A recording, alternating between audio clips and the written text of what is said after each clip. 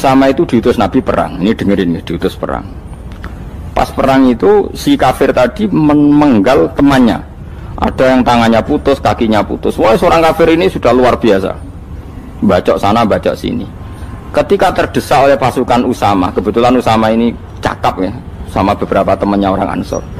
Orang kafir yang sudah qata'a arjulana wa qata'a aidiana, dia pas terdesak bilang la ilaha illallah. Terus sama Usama tetap ditusuk, dibunuh karena dia berpikir ini qolaha muta'awid, dan dia melafadzkan kalimat itu hanya berlindung dari pembunuhan. Setelah dilaporkan Nabi itu marah besar. Nabi ngendikan kaifa anta ya Usama bila ilaha illallah idza ja'at bika yaumal qiyamah. Kowe nak ditakoki la ilaha illallah ku piye? Piye-piye wis ngomong la ilaha illallah, tapi sampai ngomong ngoten sak usih ngetoki tangan kula, maksudnya tangan kula tangan kelompok saya, kaki saya. Nabi tetap jawab kaifa bila ilaha illallah idza ja'at bika yaumal qiyamah. Pokoknya Nabi menyoal terus.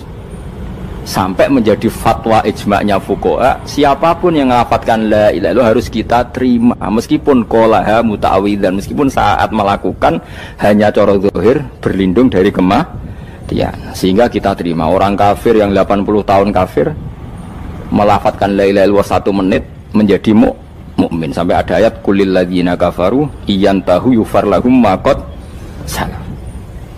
Ini kalimat yang sakral, bahkan kafir yang 80 tahun saja menjadi mukmin hanya karena melafatkan la ilaha illallah. Mulanya yang ngaji saya, yang senang saya, jangan pernah kamu mengatakan ada bid'ah yang orang bisa jadi kafir. Bagaimana mungkin orang mukmin yang ke kuburan dan melafatkan la ilaha illallah kamu katakan kafir?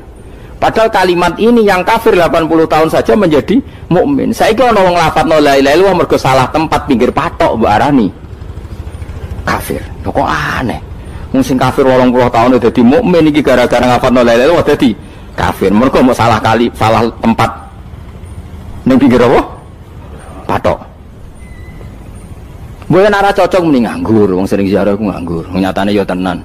Cara dekne pegawai negeri ora sering ziarah. Nah itu, tapi ora usah muni kafir, muni kafir gak mungkin lah.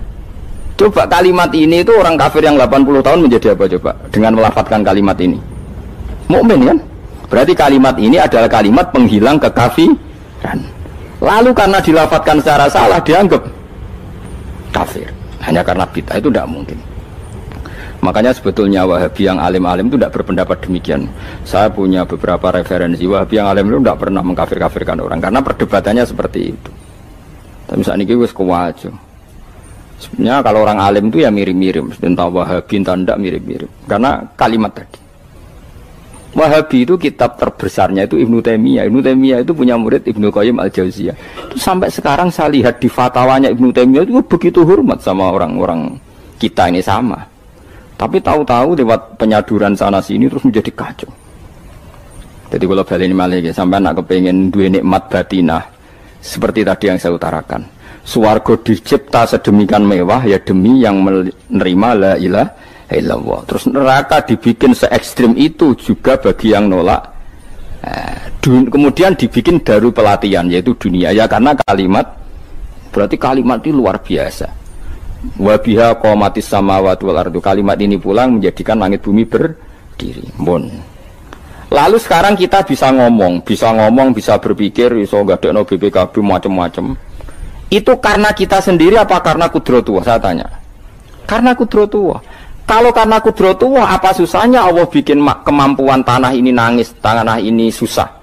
Wong podo-podo kowe iso nangis, iso mikir ya mergo kudratullah, ndak karena kamu. Harusnya ya sama, bumi-bumi ini bisa menangis juga karena kudratullah. Makanya bumi ini menangis ketika enggak ada orang yang sujud. Iku ya mungkin. Wong zaman kowe iso nangis ya krana kudratullah, mestine bumi yang kamu katakan benda mati, hakikatnya dengan kudratullah juga sama dengan kita. Mulane tenggene kitab Al-Husunul Hamidiyah, kula ngrasa utang tenan mbek kitab. Dulu saya ngaji 2 tahun kitab Al-Husun. Kitabnya kecil tapi saya ngaji itu 2 tahun. Berkali-kali saya ulang. Itu beliau cerita gini. Dia yang ngarang itu orang alim, kebetulan dia orang India. Memang kelebihannya kitab dikarang orang Arab itu luweh bulet. Wong Arab kan semuanya Islam, karangannya itu standar. Ini dikarang orang India. Di Tonggo Blodor, di masjidnya, dikarang ulama yang masyarakatnya itu tidak karu-karuan.